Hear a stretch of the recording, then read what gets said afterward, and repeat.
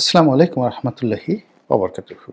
সম্মানিত দর্শক, বাংলাদেশের আলোচিত এবং সমালোচিত একটি জাতীয় দৈনিক প্রথম আলো। তার পক্ষে যেভাবে আমাদের নাকচু মধ্যবিত্ত শ্রেণী রয়েছে, আবার দেশের রাজনৈতিক নেতৃত্ব থেকে শুরু করে যারা সুস্থ এবং স্বাভাবিক চিন্তা করেন, অনেকটা লিবারেল চিন্তা করেন, যাদের মধ্যে অহমিকাবোধ কিংবা বিদেশিদের এজেন্ট বা দালাল হওয়ার লোভ এবং লালসা নেই, সে সকল মানুষ সাধারণত এই যে দুটো পত্রিকা, প্রথম আলো এবং ডেইলি স্টার, এই দুটো পত্রিকার সমালোচনা করেন। যথেষ্ট কারণও আছে। প্রতিষ্ঠিত হওয়ার পর থেকে এই দুটো পত্রিকা মাঝে মধ্যে যে এজেন্ডাগুলো বাস্তবায়ন করার চেষ্টা করেন, সে এজেন্ডার ফলে আমাদের এই সমাজে বহুবার ধর্মীয় অনুভূতিতে আঘাতের মতো ঘটনা ঘটেছে। মানুষের যে সহজাত চিন্তা, সংস্কৃতির যে বিকাশ এবং জাতি গঠনের যে একটা চিরায়ত প্রথা রয়েছে, এটার বিরুদ্ধে গিয়ে তারা প্রায় এমন সব অদ্ভুত তথ্য উপাত্ত হাজির করেন এবং সঙ্গত করেন ওখানে যারা চাকুরি করেন তারা আমাদের দেশের অন অ্যাভারেজের যে অ্যাভারেজ মেধা, সেই অ্যাভারেজ মেধার লোকজনই সাধারণত সেখানে আছেন। ব্যতিক্রমধর্মী ওখানে খুব ইন্টেলেকচুয়াল টাইপের লোক, দার্শনিক টাইপের মানুষ, ব্যক্তিগত এবং পারিবারিক জীবনে খুব সফল হয়েছেন। এরকম মানুষ প্রথম আলোতে সেই শুরু থেকে এখন পর্যন্ত কাউকে আমি দেখিনি। এদের অলমোস্ট সবারই ঘরের মধ্যে ঝামেলা আছে, স্বামী স্ত্রীর অমিল আছে, ছেলে সন্তান, স্ত্রী, কন্যা, পুত্রদের সঙ্গে তাদের যে সম্পর্ক, এটা নিয়ে নানা কথা শোনা যায়। এরপর এখানে যারা মালিক পক্ষ, যারা এখানে বিনিয়োগ করেছে, ট্রান্সকম গ্রুপ, সেই প্রয়াত লতিফুর রহমান সাহেব, তার স্ত্রী, তার সন্তানদের মধ্যে যে এখন বিরোধ এবং তাদের মধ্যে যে সকল দৃষ্টিকটু বিষয় জাতির সামনে চলে এসেছে, ফলে এইরকম একটা কারখানা থেকে যেখানে এই ট্রান্সকম গ্রুপের বিনিয়োগ রয়েছে, ভালো কিছু আসবে, কল্যাণকর কিছু আসবে, এটি কল্পনাই করা যায় না। এখানে যিনি সম্পাদক মতিউর রহমান সাহেব আছেন, তার সঙ্গে একটা সময় বসুন্ধরা গ্রুপের ভীষণ রকম মতদ্বৈধতা শুরু হলো। তো জনাব মতিউর রহমানের যে ব্যক্তিগত জীবন, ব্যবসায়িক জীবন, পারিবারিক জীবন, এই প্রথমবার জাতির সম্মুখে উন্মোচন করেছিল বসুন্ধরা গ্রুপের জনাব শাহ আলম সাহেব। এর আগ পর্যন্ত জনাব মতিউর রহমান ছিলেন একেবারে দেবতুল্য।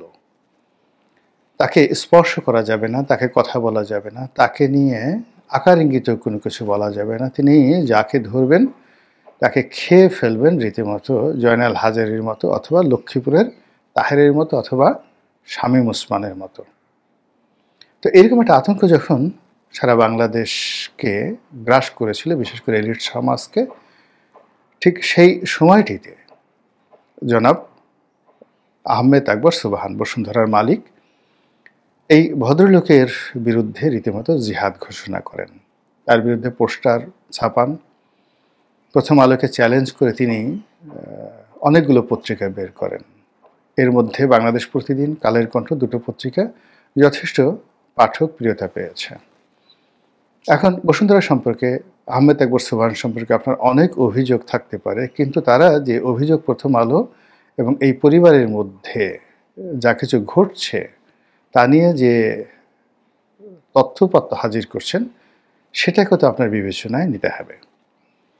প্রথম আলোর বিরুদ্ধে, তারপরে তার মালিক পক্ষের বিরুদ্ধে এবং প্রথম আলোর সম্পাদকের বিরুদ্ধে দুর্নীতি দমন কমিশনে একাধিক মামলা চলছে, তদন্ত চলছে, এবং যেসব বিষয় নিয়ে সেখানে আলাপ আলোচনা হচ্ছে এটি রীতিমতো লোমহর্ষক।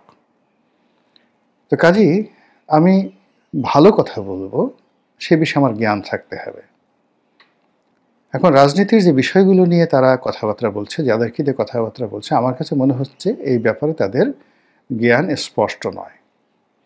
২ নম্বর হলো যে মানুষের কাছে বিশ্বাসযোগ্যভাবে কোনো একটা বিষয়বস্তু উপস্থাপন করার জন্যে যে সততা দরকার, নীতি নৈতিকতা দরকার এবং সৎকর্ম প্র্যাকটিস করার একটা ট্র্যাক রেকর্ড দরকার। এটি এখানে যারা আছেন তাদের কারোর মধ্যে আছে বলে আমার জানা নেই। হতে পারে, কেউ থাকতে পারে লুকায়িত অবস্থায়। আর সর্বোপরি তাদের যে অতীত কর্মকাণ্ড, সেই অতীত কর্মকাণ্ডের কারণে বাংলাদেশে অনেকগুলো রাজনৈতিক জটিলতা তৈরি হয়েছে। আমাদের দেশে ১/১১ যেভাবে এসেছে, বিএনপি সরকারের যেভাবে পতন হয়েছে, আবার আওয়ামী লীগ সরকারের যেভাবে পতন হয়েছে, এই মানে আওয়ামী লীগ সরকারের পতন ৯৬ থেকে ২০০১, আবার ২০০১ থেকে ২০০৬ পর্যন্ত বিএনপি সরকারের পতনের পেছনে যত রকম ন্যারেটিভ, এই ন্যারেটিভগুলো নেতিবাচকভাবে তৈরি করেছে প্রথম আলো, তার সঙ্গে সঙ্গে ডেইলি স্টার।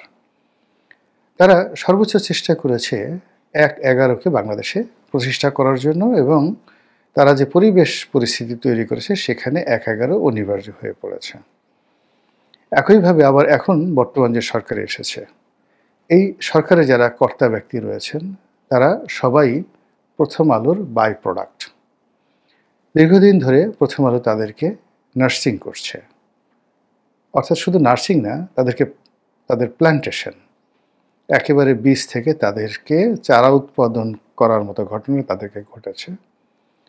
তারপরে তাদেরকে নার্সিং করেছে, মানে আদর যত্ন করেছে, ফুলে ফলে শোভিত করেছে, এবং অনেকগুলো মানুষকে তারা সমাজে দেখিয়েছে যে এরা অনেক বড় মানুষ, এদের জ্ঞান, গরিমা, সততা, ন্যায়পরায়ণতা প্রশ্নাতীত।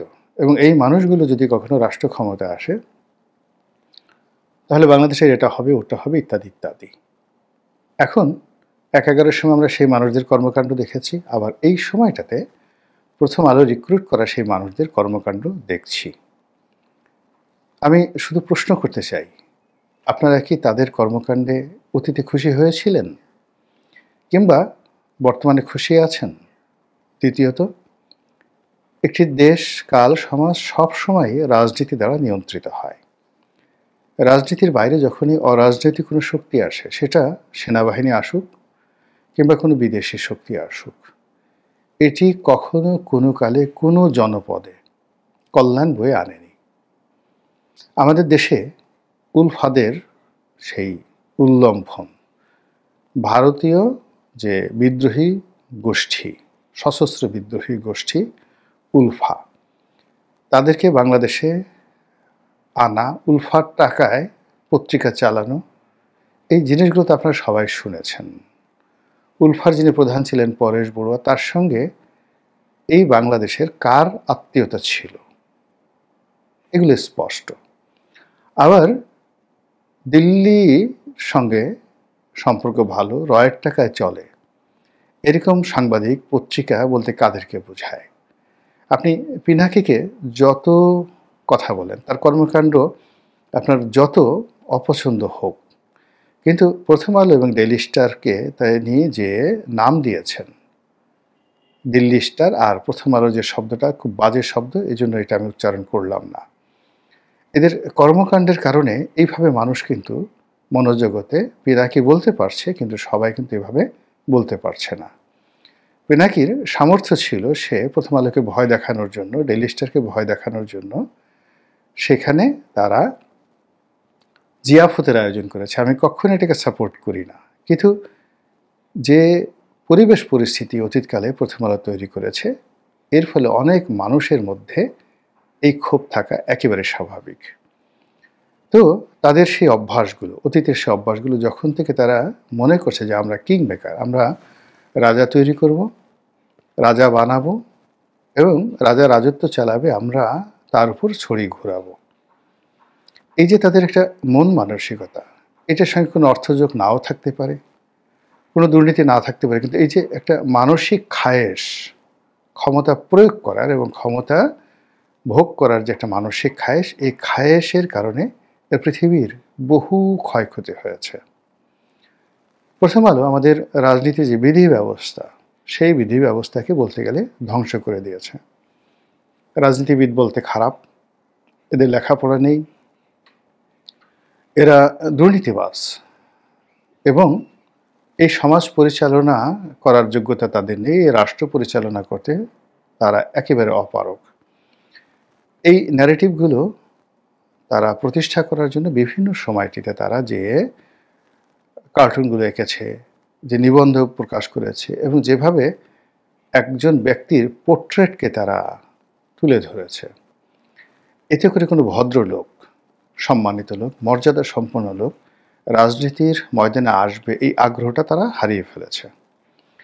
দ্বিতীয়ত, এখানে যে মন্দ লোকের যে বাড়াবাড়ি, এখন যে তাণ্ডব চলছে, চাঁদাবাজি, মাস্তানি থেকে শুরু করে আরও অনেক কিছু, এর কারণ হলো যে এই সেক্টরটিকে তারা ইচ্ছে করে মন্দ লোকদেরকে ইজারা দিয়ে দিয়েছে। যখন আপনি ভালো কাজ করবেন, করার পরেও লোকজন আপনাকে মন্দ বলবে, পত্রপত্রিকা আপনাকে মন্দ বলবে, তখন একটা সময় আপনার মনে হবে যে ঠিক আছে, যখন বলছি একটু মন্দ কাজ করেই দেখি। এভাবে পুরো রাজনীতির অঙ্গনে কলুষিত একটা পরিবেশ তৈরি করার জন্য এই পত্রিকাটি অতীতে বহুবার চেষ্টা করেছে এবং সেটা রীতিমতো ওপেন সিক্রেট, একেবারে উন্মুক্ত রহস্য, সবাই এটি দেখতে পায়। তো সেই প্রথম আলোর সঙ্গে এনজিওগুলোর সম্পর্ক, আপনি একসময় ব্র্যাকের ফজলে হাসান আবেদ, প্রথম আলোর মতিউর রহমান, তারপর গণস্বাস্থ্যের ডক্টর জাফরুল্লাহ, এই বর্তমান প্রধান উপদেষ্টা ডক্টর মোহাম্মদ ইউনূস, এরপরে বেলার সেই রেজওয়ানা, সৈয়দা রেজওয়ানা হাসান, এরপর বেলার রেজওয়ানা হাসানের সঙ্গে অধিকারের আদিলুর রহমান, জনাব আসিফ নজরুল, তারপরে সবাই, এই যে ফজলুল করিম খান যার একজন উপদেষ্টা আছেন তিনি, আলিমাম মজুমদার, এই সরকারের যারা কর্তা ব্যক্তি আছেন, সকলেই এই পরিবারের সদস্য, প্রথম আলো এই পরিবারের সদস্য। তো যা হোক, এখন সেই প্রথম আলো এই সরকারের সঙ্গে আছে, এই সরকারকে এনেছে বা এই সরকারকে প্রমোট করছে, এটা সবাই জানে।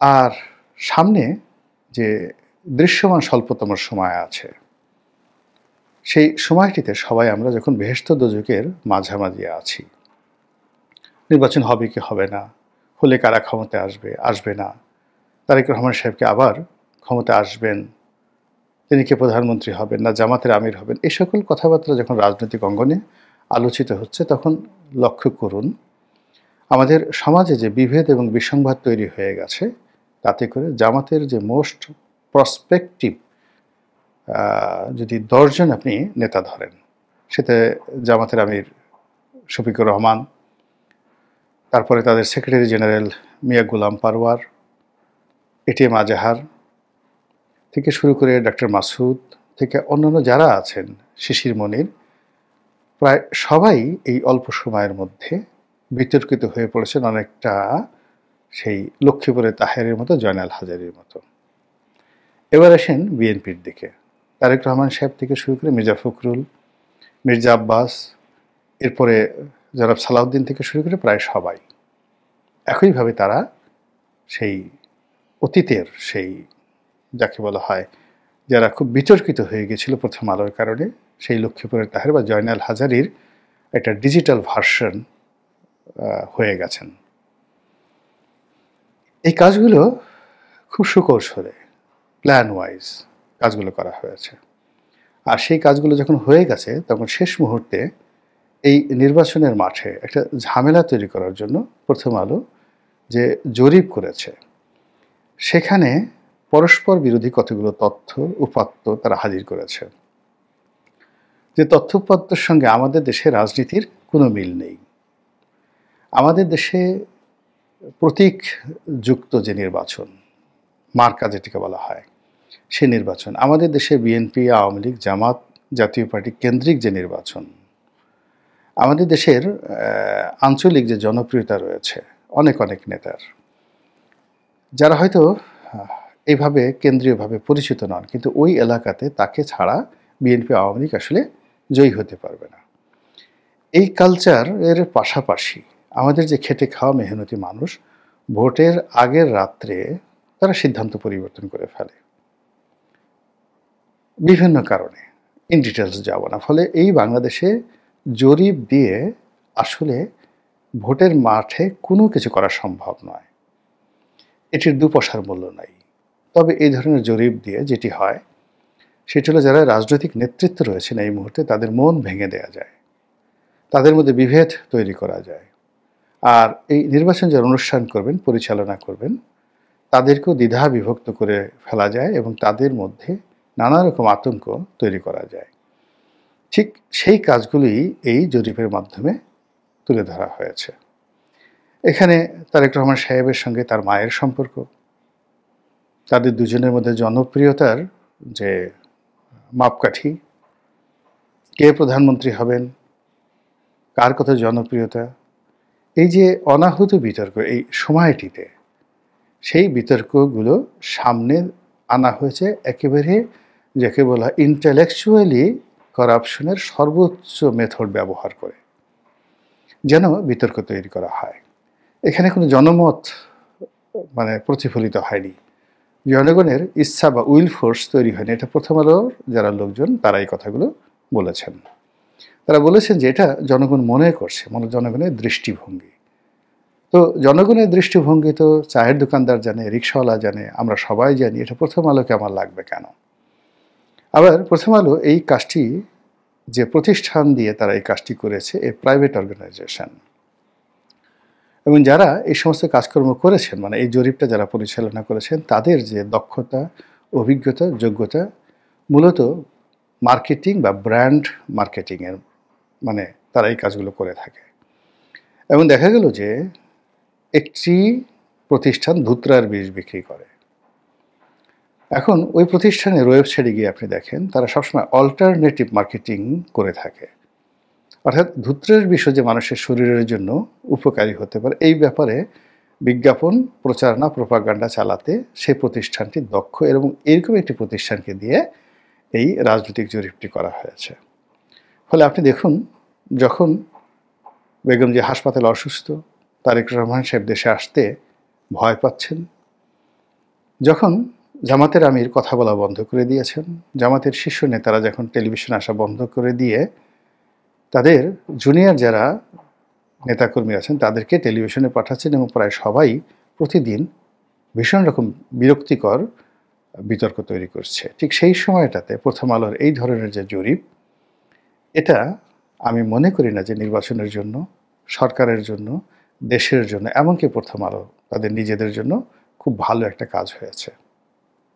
মহান আল্লাহ আমাদের সবাইকে হেদায়েত দান করুন এবং হেফাজত করুন। আসসালামু আলাইকুম ওয়া রাহমাতুল্লাহি ওয়া বারাকাতুহু।